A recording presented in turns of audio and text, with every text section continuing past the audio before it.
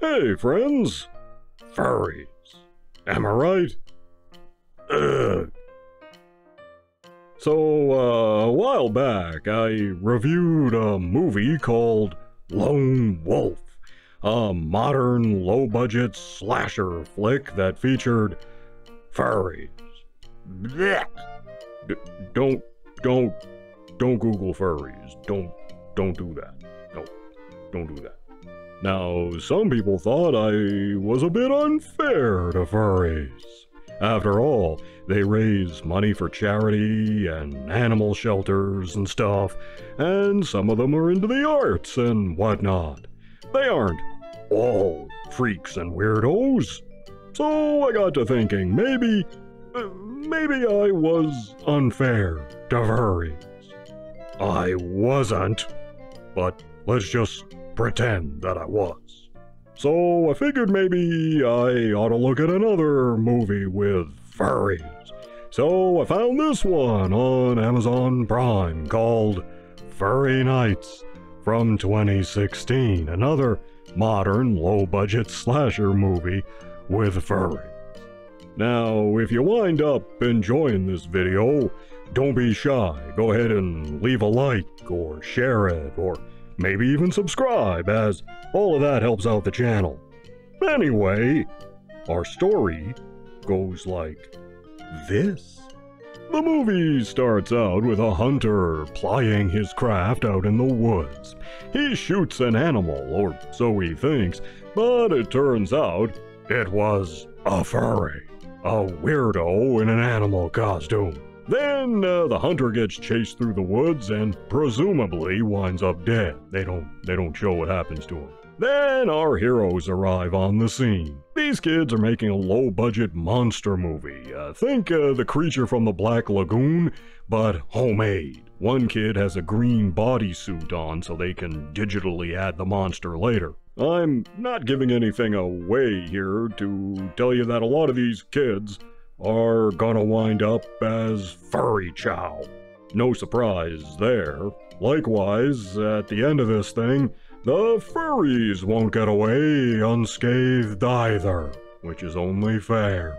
Anyway, that night, as they're camping out, the kids spot some furries dancing around a bonfire. When they realize they're being watched, the furries slink away.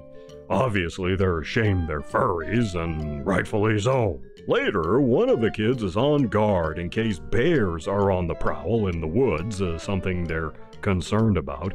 And yup, you guessed it, he winds up shooting a furry. When word of this gets back to the alpha furry, he goes crazy and leads his creepy cohorts into an all-out assault against the kids.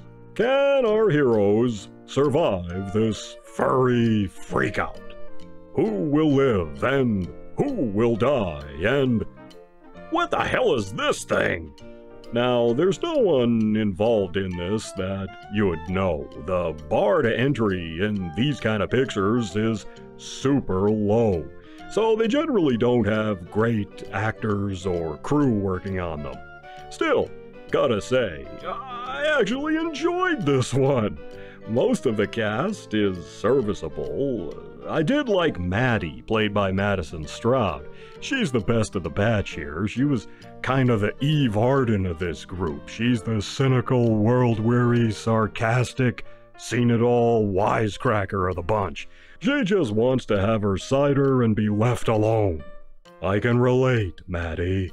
I can relate. Anyway, I did like her. The others, well, they aren't too bad for what this is. I did think the movie could have used a little more polish. Like, the whole opening scene with the hunter is ultimately pointless, and they could have cut that without any problem. It never seems to play into the rest of the movie, so far as I can tell. And some of the stuff with the kids making their monster movie could have been trimmed down. There seems like an awful lot of it. But the movie is only 71 minutes to start with, so that's no big deal. Honestly, this was way better than Lone Wolf. You can tell the filmmakers were actually making an effort here, and while they didn't have tons of money, You can see what they did have right there on the screen. I really liked some of the camera work too. Some of that was surprisingly good, and the lighting works well. Even though most of this takes place at night, it just works. As a slasher movie, it's not bad either. Once things get going, the furries are actually pretty scary. Or at least creepy. I mean, beyond just being furries. Even so, it's just silly enough to offset any disturbing imagery, and they kinda know it's silly, so most of the team here seems to be having fun. As a result, I can totally recommend this one, bearing in mind it's not a big production.